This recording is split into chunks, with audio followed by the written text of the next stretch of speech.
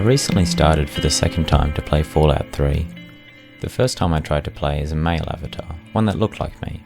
Within an hour, I gave up on that first playthrough. On my second attempt, however, I made a female avatar and had probably sunk around 20 hours into the game with this character thus far, despite not being particularly partial to open world games. At first, I wasn't sure why I seemed to be instantly more invested with the female avatar. The Jennifer Hale is a better voice actor argument doesn't really work for a silent protagonist, but I think at least part of the reason lies in Dreamfall: The Longest Journey. In Dreamfall, you play as Zoe, and Zoe was the first playable character I truly felt invested in within a video game. In some ways, I think that investment carried over into other female protagonists. Prior to Dreamfall: The Longest Journey, I had only played two other games to completion. Metal Gear Solid on a PS1 I had found thrown out on the curb, and prior to that, the classic Flash game N. N's protagonist is almost entirely irrelevant. Think Super Meat Boy without the character motivation and a bizarre need to ingest gold due to the speed of his, maybe her, metabolism.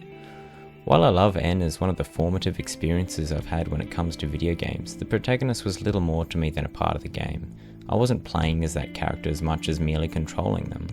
Metal Gear Solid, while much more fleshed out and detailed in regards to the protagonist, always felt rather camp, cheesy, and focused on humour to an extent that Snake himself felt more like a joke than an actual role to play, or conduit for the player.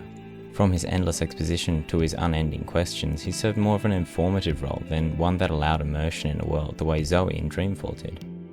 Now, I like Metal Gear Solid more than I do Dreamfall. Indeed, it's probably the game that really made me love video games as a medium. But the immersion Dreamfall offered went far beyond that which Metal Gear Solid offered, despite the world of Dreamfall being far stranger than anything Hideo Kojima came up with in Metal Gear Solid.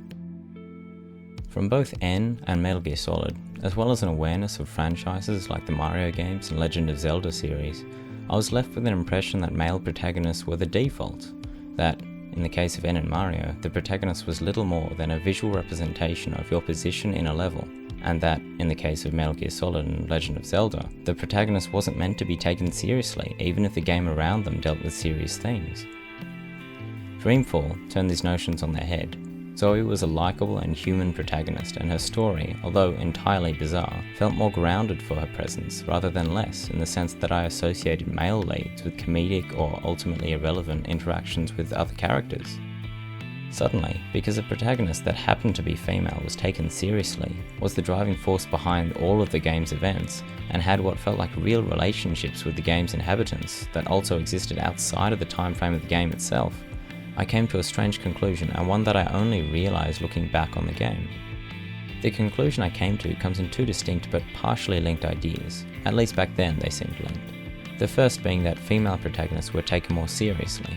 Obviously, this was proven very wrong very quickly by a media culture that is far more likely to objectify a woman than respect her, but that's a topic for another video. And the other one I still hold, is that playing a role is distinctly more immersive, involving, and enjoyable than trying to play myself. Perhaps the experience of playing oneself is different for me than it might be for you, of course. I'm not the happiest of people and don't particularly like myself. So games, books, and movies have always offered an escape into someone else's problems, an escape into their world, if you will, their desires, their failures, in some ways a safe way to explore my own. Others that hold similarly low opinions of themselves have come to the exact opposite conclusion, of course, that exploring a foreign world from their own perspective, playing as themselves as it were, offers a positive reinforcement, that if this fictional world can accept them, then the real world can too. I don't want to pass judgment on that perspective because I don't personally understand it, but for me I've always accepted games as usually involving some sort of power fantasy, one that worships the player above all else. There are, of course, hundreds of exceptions to this, so many so that I wouldn't label this power fantasy a rule at all, but games will usually praise you regardless of your actions, so any acceptance from a game is typically as hollow as a passing compliment from a friend. They were probably going to do it anyway, regardless of the effort you did or didn't put in. So I think the reason I ultimately found it easier to connect with the female avatar in Fallout 3 has more to do with the very fact that she is further removed from my own experiences and perspectives than her gender. I find it easier to separate a protagonist in a game from myself if they are less like me. Ultimately, I don't want to invest myself into a protagonist with experiences like mine. I've had them, and they're not ones I particularly want to have again. If I'm playing Mass Effect as male Shep, I externalize my reasons for my good actions as an irrational fear of doing wrong in another's eyes. I'm not some paragon who loves everyone so much as a person terribly afraid of people's opinions of me.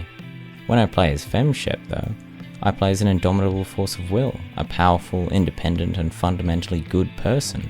I get to play as the person I want to be because I can separate myself more easily from the protagonist, to not play as the person I worry I am. So why do you play as whoever you play as in games?